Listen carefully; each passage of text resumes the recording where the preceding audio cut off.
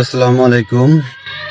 কালকে একটা ভিডিও দিয়েছিলাম যে কালকে তো লং ভিডিও পাবেন আমার জীবনের বিস্তারিত ঘটনা।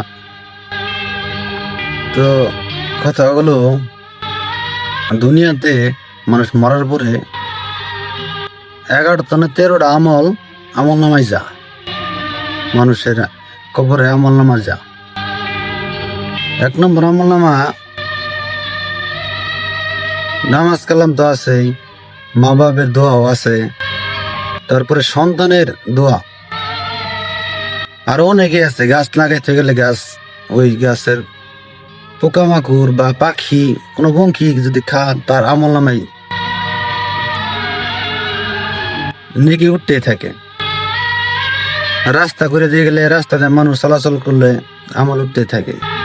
একটা কল দিয়ে গেলে এই কলের পানি মানুষ খাইলে তার আমল নামে উঠতে থাকে। তেমন সন্তানাদি দোয়া করলে, মা বাপের জন্য দোয়া করলে আল্লাহ তাআলা সেই দোয়া কবুল করে। তো 3 বছর 8 মাস হইল আমার স্ত্রী চলে গেছে।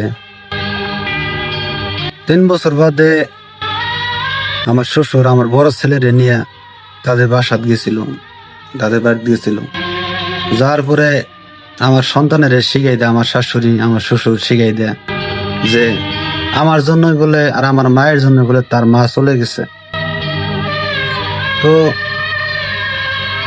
জীবনের ইতিহাস এর জন্যই রাইখা যাবো আমি, যে আমার সন্তান বড় হইলে অনলাইনে যুগ, এই অনলাইনের যুগে হয়তো আমার কথা মনে থাকবো না, মানুষ নানান জাতির কথা বলবো, ছেলেদের মন ভারী হয়ে যাব, মন ভেঙে যাইতে পারে। তো যখন এই ভিডিওগুলো থেকে যাবো দুনিয়ার ভিতরে, আমি না থাকলেও আমার সন্তান কোনোদিন না কোনোদিন একদিন এই ভিডিওগুলো দেখবো।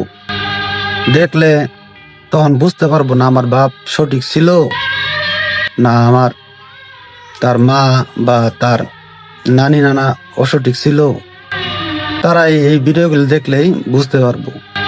এর কারণে আমার জীবনের ইতিহাস অনলাইনে থুয়ে যাবো, অনলাইনে আমরা ইন্টারনেট যুগে থুয়ে যাবো, যেন আমার সন্তান একদিন না একদিন দেখা তার বাবার জন্য দোয়া করে মরার পরে। কারণ শরীরটা বেশি ভালো না, একবার ব্রেন স্ট্রোক করছিলাম। তো আপনারাও এই বিষয়গুলা অন্যজনকে শেয়ার করে জানাবেন যে মানুষের জীবনে এক সময় সুখের সময় তার শ্বশুর শাশুড়ি বা পাড়াবসী কেমন তারে ভালোবাসে, আর না থাকলে কেমন ভালোবাসে, এটা জানতে পারবে। এর কারণেই আমি আমার লাইফে যা ঘুরছে, আমার যতটুকু পরিমাণ খেয়াল আছে বা আমি ছোট যতটুকু পরিমাণ বড় হয়েছি, আমার জীবনে যা অতীত আছে আমি সব বলে যাবো, আপনারাও জানবেন, আমার সন্তানেরা ভবিষ্যতে জানবো। কারণ এখন অনেক অনেক লোক আছে যে আমার সন্তানের এই নানান জাতি কথা বলে।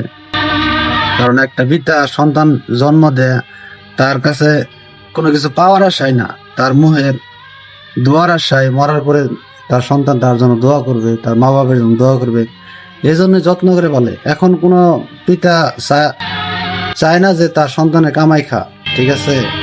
একটা সন্তানের খুব কষ্ট করে, খুব আদর যত্ন সেবন করে বড় করে। তো আজকের পর্ব শুরু হইলো, এটা প্রথম পর্ব।